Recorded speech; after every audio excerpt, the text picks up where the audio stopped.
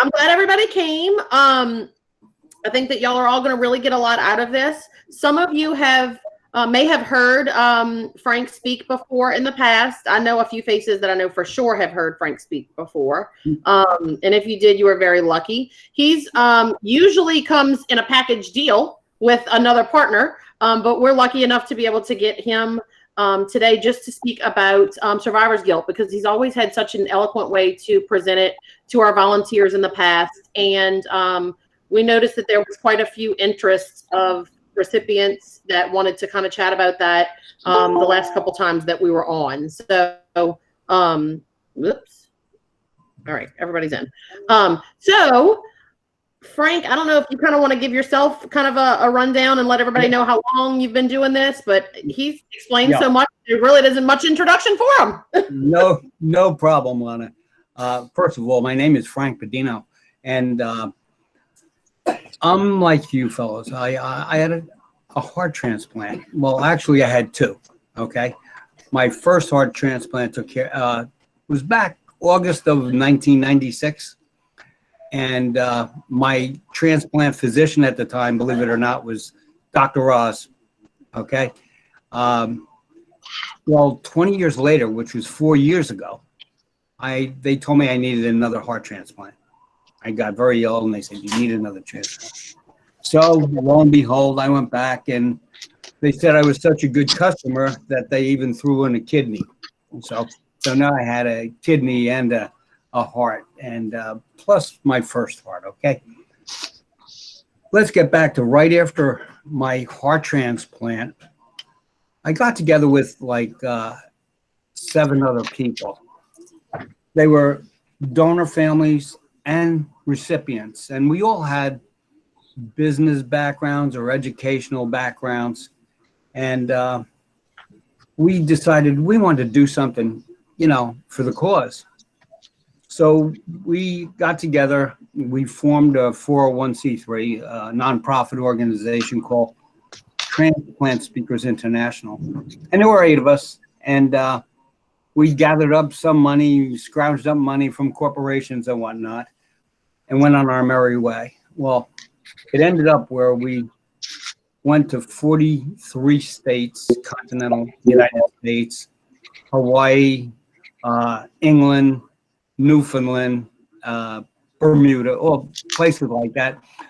And we actually trained 8,000 people. And after that, like 4 years ago, 5 years ago, we lost some people, unfortunately, and some of us got sick, so we actually had to close down the operation. But all in all, we felt it was a real success training all those people. And of all the places, I mean, I went all over. I loved going to New Orleans. I mean, I loved the town. I loved the people. And let me tell you, you guys, you got the best volunteer staff going. You really do. Isn't that what you told me to say, Lana? At any rate, really, they're phenomenal. I had a great time with them, and on we go. Now, they asked me to speak a little bit about my experience with survivor guilt. We had a program set aside as part of our big program called Donor's Guilt, which virtually is the same thing, survivor's guilt. To be perfectly honest with you, I even like survivor's guilt better. I think that's a great terminology. So we had a portion of that, and they asked me if I would come down and do it and tell you about my experience. Well, as I said, I was ill in 1996, and they sent me over to Columbia Presbyterian Medical Center, and they put me on an LVAD. And it's not like the LVAD of today. Today, I don't know if you know what an LVAD is. It's a heart pump, but they usually insert it into your chest, and by battery and other components, it works by battery, and you could go home with it. Back then, it was a 100-pound compressor that we had to push around on wheels, okay? And we pushed this thing around, and it had to be plugged into the wall. We were plugged into a wall for about 24 hours a day and only could be unplugged 20 minutes at a time. So there were 11 of us on the unit doing that. And I'd say once a month, we'd have a meeting. Social services would have a meeting, and they would bring in speakers to tell us all about transplant and so forth and so on. And so by the time we were getting transplanted, we were virtually well-versed in that. And someone would be called up for a transplant. Everyone would get excited, and we'd all wheel our carts down to the elevator and see them off and wave goodbye. And the next time we saw them, they were back down on the floor with a new heart. Lo and behold, it was my turn. And I went up and, everyone waved goodbye. And I went and had my heart transplant. Went through recovery, ICU, so forth and so on. Then I came back down to the floor. And it was a big celebration. Everyone, how are you, Frank? How you doing? Happy. Everything was jubilant. Probably till that night. At that night, I remember very vividly sitting on my bed and not being able to sleep. And I'm saying, what's going on here? I couldn't understand it. I received a heart from a 16-year-old girl who got killed in an auto accident. And I kept thinking about her and thinking about her. And this nurse came in, Kathy, great girl. She pulled up beside me and she said, Frank, she said, don't think about that. Think of how gracious it was. You should be happy that you received a new heart. And she tried to instill about being more gracious than indebted. Well, apparently I got to sleep that night. The next morning, same thing, jubilant, everyone coming around, talking. And that night, that very next night, again, I was up and couldn't sleep. It was 2:00 in the morning, and I'm lying in my bed, and I have a perfect view of the George Washington Bridge out there. And I'm staring out the window, and I'm thinking what they told me at one of those meetings. They said, Frank, not Frank, but they were addressing everybody. They said, once you get transplanted, it would be nice if you recognize the donor family and send them a letter or something of that nature, a card, anything you could do. And I said, wow. So that seems like a good idea. Maybe I'll do that and it'll ease some of the pain I'm going through. So I sat down that night and I started writing the letter. And I wrote, Dear donor family. And there, it went blank. I couldn't think of another thing to say. I must have spent about 4 hours till 6 in the morning to write a page and a half through a lot of tears. And I swear it was the hardest thing I had to ever do. So after that, next day rolled around and I met at one of those meetings. This couple came in and their daughter was killed on a Long Island Railroad massacre. And you could Google that, Long Island Railroad Massacre. It was a nationwide event. Everybody knew about it. Apparently this fella hopped on a train and started shooting up the car. And their daughter was the 6th victim, and they donated her organs. Well, they spoke to us, and I found out they were from New Jersey. And I went, whoa, they're from New Jersey. Let me go speak to them. Tell them, hey, I'm from New Jersey too, right? So I went up to them, and they were very gracious. And I met them. And when we were forming this group, they were the people I were thinking about joining with us. So I asked them to join, and they were overwhelmingly for it. They both joined Transplant Speakers International, the group we formed. And the the fellows, Jack Cicero, is and his wife Arlene, and Jack and I became very close. We were more, and Lana said we were a team that usually went out together. We went all over together, Jack and I. But in those early days, I remember going out at our first speech with Jack and myself. It was local. It wasn't to a group of recipients. It was like maybe a group of JCs or something like that. And we went and we spoke, and Jack gave his delivery. And it was the first time I ever heard Jack talk. Well, I got all choked up, and I had a hard time speaking after him. So after that, Jack and I went out and we had lunch at a restaurant. And we were talking, and I said, we were talking about survivor guilt, if you will. I told him, I said, Jack, it was really hard for me to introduce myself to you. That's how bad I felt. I said, I had all to do to introduce myself. And he said, Frank, he said, don't feel that way. He said, my daughter Amy didn't die to become an organ donor. And as much as he said it, it wouldn't seep through this rock of mine, if you will. So we kept going on. And then we started really rolling and going all over the place and speaking and speaking and speaking. And I still would choke up and choke up and choke up. And not badly, but it would get less and less. Well, as time rolled on, I found myself, saying, hey, this is pretty good. We're doing good. And I would say by the end of our tenure, 5 years ago, when we stopped, I was pretty well situated in our curriculum, in knowing it, in presenting it, and without actually getting choked up, which I still do, believe it or not. And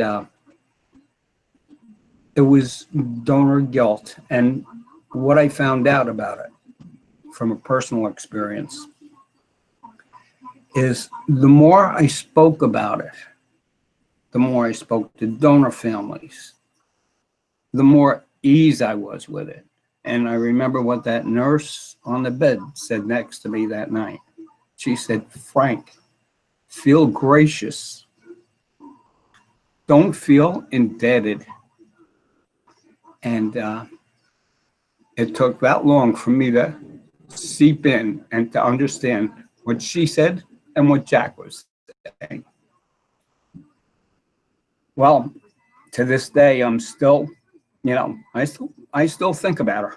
Every day I think about her. I think about her more than my second heart for some reason. I don't know why, but I do. Maybe because she was a young girl. I don't know. But to this day, I still think about her. But in a way, I think more of a thank you type of, oh, you died, you're dead, your family doesn't have you, which was my big thoughts at the time. Now it's more like, thank you, family. Thank you, little girl. And while we were on the road and speaking, there were a lot of people like you guys that I spoke to, and I would get a variation of answers on donor guilt or survivor guilt. I had people that couldn't cope with it, and I had people that were totally at ease with it. Let me get back to the hospital where one of my fellow patients was I would say a 32-year-old girl. And why I say girl is because I was 52 at the time, okay? She was 32, and she was a nice looking lady. She was a beautician, and she was waiting for a heart transplant. And lo and behold, she got her heart transplant. But before her heart transplant, she was always a nervous wreck, and she always didn't know if she wanted to do it. And, oh, you know, I didn't know if it was just a fear factor or what it was. Well, I figured once she got transplanted, she was going to be fine. You know, everything was going to be great. She got transplanted. And I remember seeing her at a couple of meetings, and she was still devastated, like. And her name was Carol. I remember that. And I said, Carol, you know, you'll be fine. You're going to, you know, you got your life back, you know. Well, Carol committed suicide. And, excuse me, she committed suicide and couldn't handle it. On the other hand, I was speaking up in Minnesota, and in the crowd was a doctor who received a kidney transplant, like Daryl and I. And I remember saying, you know, how everyone feels different about it. And I was going around and we were discussing it with the crowd of what they felt after their transplant. And this doctor was very cordial. He said, I don't feel anything. I said, wait, you don't think about your donor? Do you know about your donor? He goes, yeah, I know it was a boy or whatever. He knew what we all know about, little we know about the donor. He knew about it. I said, but do you ever think about her? He goes, no. I said, honestly? He said, yeah. I said, it never goes by that you don't think about her. And he said, no. I said, okay. And I went on to the next one. And I remember after that session saying, boy, here's a cold guy for you. I mean, that's really cold. He doesn't even think about his donor. Well, I come to the conclusion, he was a very nice guy, by the way. He was a super nice guy. And I'm thinking, wait a second. He's not a bad guy. He's a very logical man, okay? He grew up around all of this medical stuff. He knows what's going on. He was thinking totally of the logical aspect of the transplantation. He wasn't thinking emotionally. And I actually resolved that with myself to say, he was a nice guy. I can't judge him just because he didn't have donor guilt. Okay, I had it, so that means everyone should have it? Definitely not. Definitely not. We all vary. We all vary in what we think. You've been on this journey for quite a while.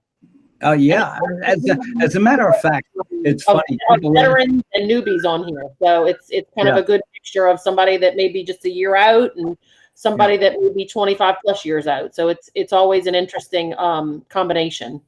Yeah, it's funny. People ask me how old I am, and I say, 75. I would have been 76, but I was sick a year, you know. But yeah, it's just been phenomenal. I don't have words to express it. I mean, sure, you go through a little bit of turmoil along the way, but you combat it, and every day is a plus day. I remember I tell you we were pushing those LVADs around 100-pound compressors. Well, me and my buddy Anthony, who was 10 years above me, we refused to dress in hospital gowns. We always had shorts and a shirt on, and we pushed these things, and you could push them all around. So Anthony and I decided to go outside the hospital on Fort Hamilton Avenue, and there's a little park in the hospital. As a matter of fact, it was the old ballpark the Yankees used to play in. It's small now, and they were the Highlanders back then. At any rate, there's a plaque there. So we wanted to go see it. So we wheeled outside onto Fort Hamilton Avenue with these big compressors. And guess what we found? We found little outlets where they plugged in their Christmas stuff. And we plugged in our units, and we were out there. Yeah, they had to send security out for us, But you make the best of everything. Life is precious. It really is. And boy, you really realize it on both sides of the coin here. It's just phenomenal.